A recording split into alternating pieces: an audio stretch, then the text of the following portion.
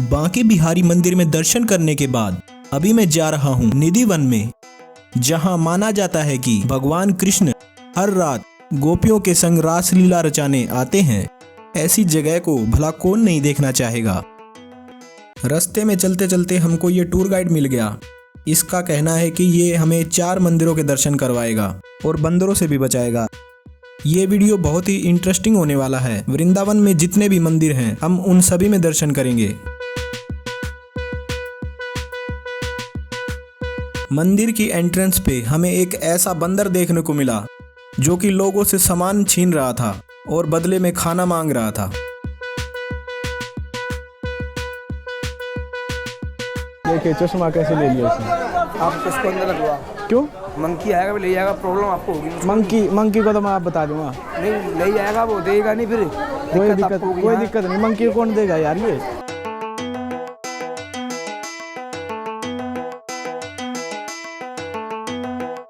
भाई एक बार इस मंदिर के बारे में बताओ। गाइड इधर आ जा, छा में इधर आ जा। इधर ही बताना पहले। फ्री सेवा भाई ये 2 रुपये लेगा। 2 रुपये एक जोड़ी के। अब यहाँ पे 2 गेट है, एक VIP एक सिंपल है। अच्छा। आप कौन से गेट पे जाओगे? सिंपल गेट से। सिंपल में भीड़ बहुत मिलेगी। भीड़ से ही जाएंगे।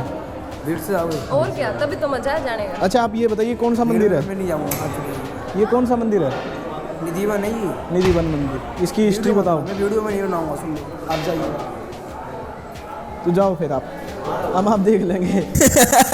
तो देखा दोस्तों आपने ये टूर गाइड कैसे भाग गया। इस टूर गाइड का कहना था कि VIP दर्शन कर लो, जिसमें भीड़ में से नहीं जाना पड़ता। VIP दर्शन करने वाले लोग पैसे दे के दर्शन करते हैं। इस कमकल को कौन समझाए कि जो मजा भीड़ में है वो पैसे दे के जाने में नहीं है।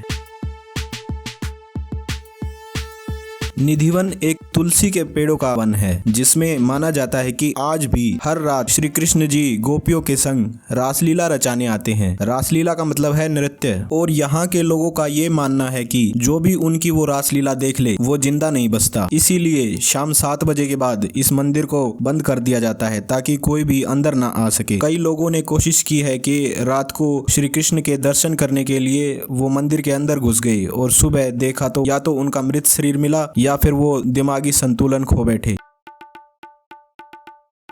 यहाँ के लोगों का ये मानना है कि जो निधि वन है वो आज से 6500 साल पहले 10 किलोमीटर के एरिया में था, और अब ये बिल्कुल छोटा सा रह गया है क्योंकि यहाँ पे लोगों ने बस्तियां बसा ली हैं। भगवान कृष्ण को कई नामों से जाना जाता है, उनमें से एक नाम है गोपाल। भगवान कृष्ण का नाम गोपाल वृंदावन में ही पड़ा था क्योंकि वो यहाँ पे गौओं को पालते थे और गौ चराते थे। उनका नाम इसलिए यहाँ के लोगों ने गोपाल रख दिया। तानसेन जी का नाम तो सभी ने सुना है। तानसेन जी के गुरु थे हरिदास जी। हरिदास जी ने वृंदावन में निधि वन में आके भक्ति करी थी श्री कृष्ण जी की, और उनकी भक्ति से प्रसन्न होकर श्री कृष्ण ने उनको 2 मूर्तियों के रूप में दर्शन दिए थे। एक तो थी बांके बिहारी जो कि बांके बिहारी मंदिर में स्थित है, और दूसरी मूर्ति थी वृंदावन बिहारी जो कि बलराम जी की मूर्ति थी, जो कि कृष्ण जी के भाई थे। निधि वन में प्रवेश करते ही पहला मंदिर श्री बलराम जी का आता है, जिनको वृंदावन बिहारी के नाम से भी जाना जाता है, और हम अभी वही जा रहे हैं।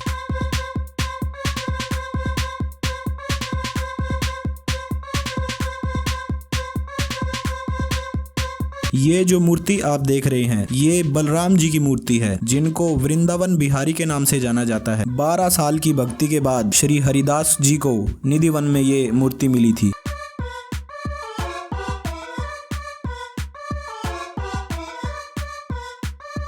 श्री वृंदावन बिहारी के दर्शन करने के बाद अभी मैं जा रहा हूँ ललिता कुंड की तरफ, जो कि दूसरी जगह आती है निधि वन में। ललिता कुंड के पीछे बहुत ही इंटरेस्टिंग कहानी है। राधा जी की सखियां थी ललिता और विशाखा। रात को रासलीला करते वक्त उनको प्यास लगी और वो यमुना नदी में पानी पीने जा रही थी। तभी राधा जी ने उन्हें कहा कि यमुना और गंगा को रात को नहीं जगाया जाता, और कृष्ण भगवान से प्रार्थना की कि वो उनको यहीं जल उपलब्ध करवाएं। तो कृष्ण ने अपनी बंसी से इस कुंड का निर्माण किया था। तब से इसको बोलते हैं ललिता कुंड। मेरा सौभाग्य है कि मैं कृष्ण जी द्वारा निर्मित ललिता कुंड के दर्शन कर पाया। कृष्ण जी की मौजूदगी आज भी यहाँ महसूस होती है।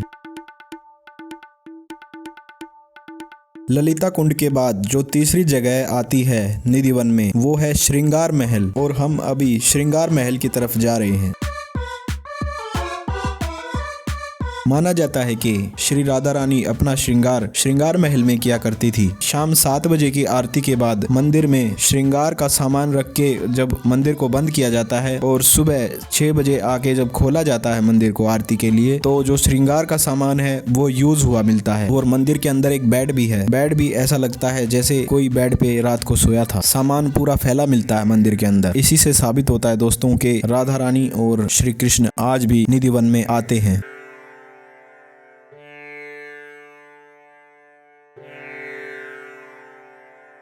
श्रृंगार महल के बाहर मुझे एक स्कैनर लगा हुआ मिला और बोर्ड पे लिखा हुआ था गुप्त दान। जो भी भक्त इस पे दान करते हैं उसी से निधिवन का मेंटेनेंस किया जाता है।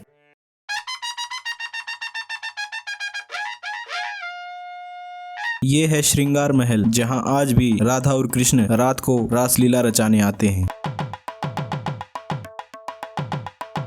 निधिवन एक तुलसी के पेड़ों का वन है। जो हमारे घरों में तुलसी होती है वो श्यामा रामा तुलसी होती है, और जो यहाँ पे तुलसी के पेड़ हैं उनको वन तुलसी बोला जाता है। माना जाता है कि जो यहाँ वन तुलसी के पेड़ हैं वो असल में गोपियां हैं, जो हर रात श्री कृष्ण जी के साथ रास रचाना चाहती थी। उन्होंने श्री कृष्ण से वरदान मांगा कि हमको आपके साथ हर रात रास रचाना है, तो श्री कृष्ण ने उनको वरदान दिया और उनको तुलसी के पेड़ बना दिया। जब रात को वो आते हैं तो यही तुलसी के पेड़ गोपियां बन जाते हैं और दिन में ये तुलसी के पेड़ बन जाते हैं। वृंदावन के वृक्ष का मरम न जाने कोई, डाल डाल और पात पात पे श्री राधे राधे होए। निधिवन में तुलसी के पेड़ ऊपर से हरे भरे हैं और नीचे से बिल्कुल सूखे हुए हैं। इसी से यह पता चलता है कि ये वृक्ष बहुत ही पुराने समय से हैं। यह वृक्ष झुके हुए हैं ऊपर से नीचे। ये माना जाता है कि ये वृक्ष झुककर कृष्ण जी को नमन कर रहे हैं, और ये वृक्ष असल में गोपियां हैं। अभी हम जा रहे हैं गोपेश्वर महादेव के मंदिर में। गोपेश्वर महादेव का ही एक नाम है जो कि श्री कृष्ण ने उनको दिया था। माना जाता है कि कैलाश पर्वत से महादेव जब श्री कृष्ण के दर्शन करने वृंदावन में आए, गोपियों ने उनसे कहा कि यहाँ गोपियां ही श्री कृष्ण के दर्शन कर सकती हैं, यहाँ और कोई पुरुष आ नहीं सकता। तो महादेव जी एक गोपी का रूप धारण करके और निधिवन में आए। गोपियों ने उनको पहचाना नहीं, लेकिन जब श्री कृष्ण ने उनको देखा तो पहचान लिया और उन्हें गोपेश्वर के नाम से बुलाया कि आओ गोपेश्वर महाराज। इसीलिए निधिवन में गोपेश्वर महादेव का मंदिर है। ये है गोपेश्वर महादेव का मंदिर।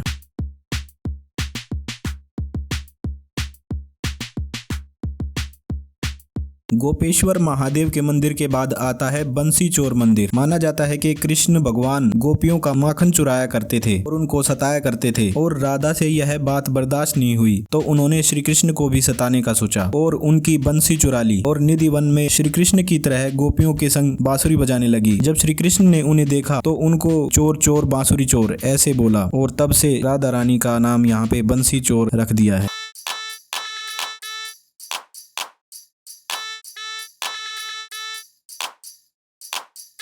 निधिवन के अंदर एक और जगह भी है जिसका नाम है भक्तों की समाधि। जो भी भक्त रात को श्री कृष्ण के दर्शन करने के लिए निधिवन में घुस आते हैं, सुबह मृत मिलते हैं, और उनकी समाधि भी यहाँ पे बनाई गई है।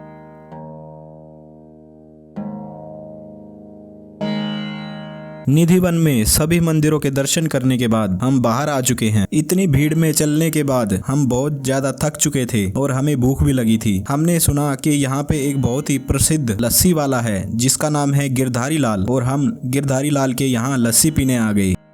गिरधारी लाल लस्सी वाला ये इनकी पुश्तैनी दुकान है। गिरधारी लाल की 12वीं पीढ़ी इस दुकान को चला रही है। ये दुकान अंग्रेजों के वक्त से यहाँ पे है। ये बहुत ही पुरानी दुकान है और बहुत ही फेमस है यहाँ पे गिरधारी लाल लस्सी वाला। तो हमने भी सोचा चलो ट्राई कर लेते हैं, क्या पता कैसी लस्सी है।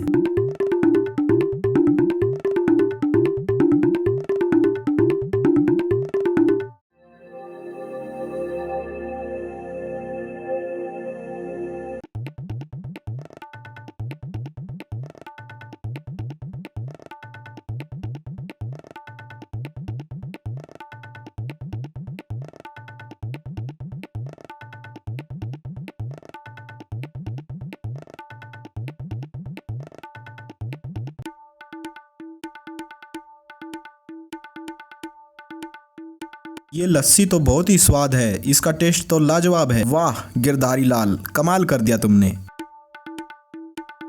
निधि वन से कुछ ही दूरी पर यमुना घाट है। जब कृष्ण जी बाल अवस्था में थे तो इस यमुना नदी में एक कालिया नाग आ गया था जो कि चरती हुई गायों को खा जाता था। जब कृष्ण जी को इस बात का पता चला तो वो बिना भय के यमुना नदी में कूद गए और कालिया नाग से युद्ध किया और कालिया नाग को पछाड़ दिया और कालिया नाग को वश में कर लिया। इसी वजह से यमुना घाट पे कालिया मंदिर भी है।